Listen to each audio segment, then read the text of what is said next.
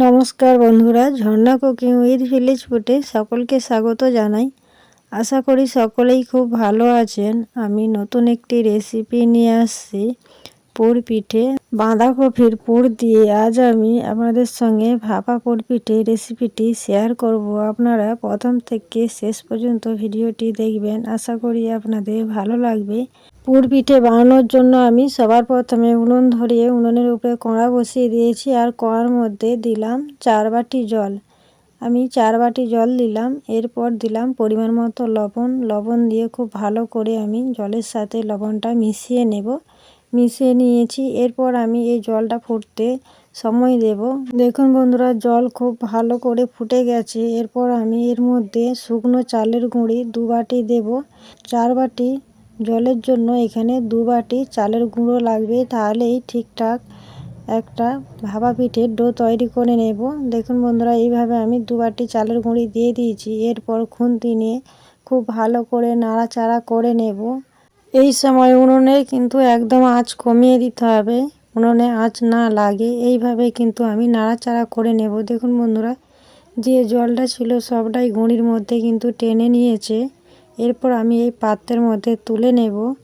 আর ভিজা চালের গুঁড়ো যদি হয় বন্ধুরা, তাহলে আর এত জল লাগবে না, অল্প জলেই হয়ে যাবে। এরপর আমি এটা একটু ঠান্ডা করে নেব। হালকা ঠান্ডা হয়ে গেছে। এরপর আমি হাত দিয়ে সুন্দর একটি ডো তৈরি করে নেব। বন্ধুরা, খুব ঠান্ডা হলে হবে না, হাতে সহ্য করা যায় এমন অবস্থায় এটাকে মাখিয়ে নিতে হবে। খুব ভালো করে আমি মাখিয়ে নেব। হাতে জড়িয়ে যাচ্ছে, তাই অল্প আমি চালের গুঁড়ো নিয়ে একটু মাখিয়ে নেব। বন্ধুরা, যদি খুব হাতে জড়িয়ে যায় তাহলে অল্প চালের গুঁড়ো দিতে হবে, না হলে এমনি মাখিয়ে নিলেই হবে।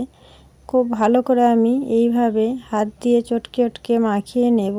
দেখুন বন্ধুরা, এইভাবে আমি মাখিয়ে নিয়েছি। ডোটা দেখে আশা করি বুঝতে পারছেন আমি কেমন রেখেছি। এরপর আমি আবার কড়া পরিষ্কার করে ধুয়ে বসিয়ে দিয়েছি।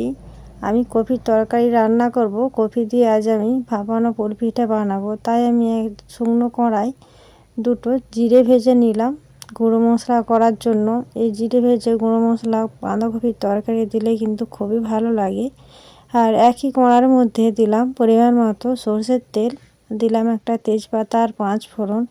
তেজপাতা আর 5 ফোড়ন থেকে সুন্দর গন্ধ বেরিয়েছে। এরপর আমি দিলাম ধুয়ে রাখা আলু আর বাঁধাকপি আমি ছোট ছোট করে কেটে নিয়ে পরিষ্কার করে ধুয়ে নিয়েছিলাম। দিলাম পরিমাণ মতো লবণ আর দিলাম হলুদ গুঁড়ো। এরপর ভালো করে নাড়াচাড়া করে আলু আর কপির সাথে লবণ হলুদ খুব ভালো করে মিশিয়ে নেব। দেখুন বন্ধুরা, নাড়াচাড়া করতে করতে কপি অনেকটাই কমে গেছে। এরপর আমি ঢাকা দিয়ে দেব, যাতে ভালোভাবে আলু সেদ্ধ হয়ে যায়। 5 থেকে 7 মিনিট ঢাকা দিয়ে দেব। 5 থেকে 7 মিনিট হয়ে গেছে। এরপর ঢাকা খুলে নিয়েছি। দেখুন বন্ধুরা, জল অনেকটাই বেরিয়েছিল, জল কমে গেছে। এরপর আমি এখানে দেব পরিমাণ মতো লঙ্কা গুঁড়ো একটু নাড়াচাড়া করে নিয়েছি। এরপর দিলাম আদা বাটা দিয়ে খুব ভালো করে আমি কষিয়ে নেব একটু সময় নিয়ে। দেখুন বন্ধুরা, সময় নিয়ে কিন্তু আমি খুব সুন্দর করে কষিয়ে নিয়েছি। আর এই পুর পিঠে করার জন্য এই বাঁধাকপির পুর কিন্তু খুব শুকনো শুকনো করে নিতে হবে। আলু খুব ভালো করে সেদ্ধ হয়ে গেছে। আর আমি যে জিরে ভেজে রেখেছিলাম সেই ভাজা জিরে গুঁড়ো করে এর সঙ্গে দিয়ে দিলাম। এরপর আমি গ্লাসে করে একটু আলুগুলোকে ভেঙে দেব।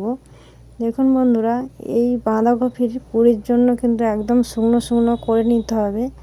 দেখুন এইভাবে কিন্তু আমি শুকনো শুকনো করে নিয়েছি। এরপর আমি এই পাত্রের মধ্যে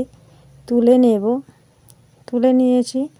দেখুন কত সুন্দর হয়েছে তরকারিটা, গন্ধটাও কিন্তু খুব সুন্দর ছড়িয়েছে।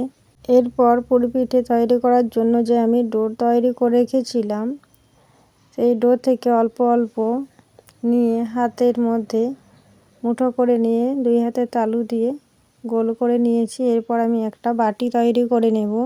দেখুন বন্ধুরা, এইভাবে কিন্তু একটা বাটি তৈরি করে নিতে হবে। বাটি তৈরি করে নিয়েছি। এরপর আমি চামচ দিয়ে এই বাঁধাকপির পুর বাটির মধ্যে দিয়ে দিলাম, দিয়ে একটু চেপে বসিয়ে নেব।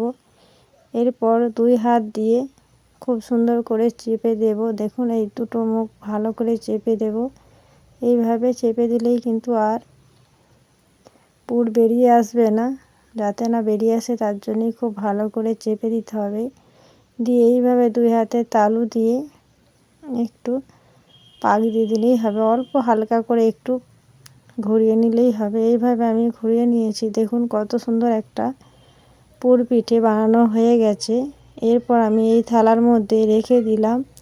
আরও একটা আপনাদের দেখিয়ে দিচ্ছি। এইভাবে আমি সবগুলোই কিন্তু রেডি করে নেব, গোল করে নেব, দিয়ে হাতে একটু চেপটি নিয়ে এরপর আমি বাটির মতন তৈরি করে নেব। আবারও একটা আমি বাটি তৈরি করে নিয়েছি। এরপর আবারও একইভাবে চামচ দিয়ে এই বাটির মধ্যে বাঁধাকপির তরকারি দিয়ে দেব। দিলেই কিন্তু বাঁধাকপির পুর পিঠে তৈরি হয়ে যাবে। বন্ধুরা, বাঁধাকপির পুর দিয়েও কিন্তু একবার এইভাবে পিঠে বানিয়ে দেখবেন, খেতে কিন্তু দারুণ লাগে বন্ধুরা। দেখুন আবারও একটা আমার পিঠে বানানো হয়ে গেছে। একইভাবে 2 হাতে তালু দিয়ে দুদিক একটু হালকা করে চেপে ঘষে দিলেই সুন্দর একটি পুর পিঠে বানানো হয়ে গেল। দেখুন বন্ধুরা, আবারও একটি আমি তৈরি করে নিয়েছি। আবারও এই থালার মধ্যে রেখে দেব। এইভাবে কিন্তু আমি সবগুলোই রেডি করে নেব। দেখুন বন্ধুরা, আমি একইভাবে সবগুলো পুর পিঠে তৈরি করে নিয়েছি। দেখুন দেখতে কিন্তু দারুণ লাগছে। এরপর এইগুলো কিন্তু আমি ভাপিয়ে নেব। পিঠে ভাপানোর জন্য আমি একটা ঝাড়া হাঁড়ি নিয়েছি। দেখুন হাঁড়ির মধ্যে ভিতরে কেমন ফুটো আছে। এই ফুটো ঝাড়া হাঁড়ির মধ্যে সব পিঠেগুলো তুলে দেব। আর এই পিঠেগুলো কিন্তু একটা হাঁড়ির মধ্যেই সব একবারে ভাপানো হয়ে যাবে। আমি হাঁড়ির মধ্যে তুলে নিয়েছি। এরপর দেখুন একটা জল গরমের হাঁড়ি বসিয়েছিলাম, জল গরম হয়ে গেছে। তার মুখের উপরে বসিয়ে দিয়ে এই হাঁড়িটার উপরে একটা পাত্র ঢাকা দিয়ে দিয়েছি। এইভাবে আমি 15 মিনিট ফুটিয়ে নেব। দেখুন কত সুন্দর স্টিম উঠছে। আর পিঠে আমার ভাপানো হয়ে গেছে। আর পিঠের কালারটা দেখুন একদম অন্যরকম হয়ে গেছে। তাহলেই বুঝে নিতে হবে পিঠে ভাপানো হয়ে গেছে। এরপর আমি এই পাত্রের মধ্যে ঢেলে নেব। দেখুন বন্ধুরা, এই পাত্রের মধ্যে ঢেলে নিয়েছি। আর দেখুন কত সুন্দর হয়েছে। এরপর ঠান্ডা করে পরিবেশন করে নেব খেজুর গুড় দিয়ে। এই শীতের দিনে কিন্তু ভাপা পুর পিঠে আমার তৈরি হয়ে গেছে। আশা করি আমার এই ভিডিও আপনাদের ভালো লেগেছে। ভিডিওটি ভালো লাগলে লাইক করবেন, বন্ধুদের সঙ্গে শেয়ার করবেন।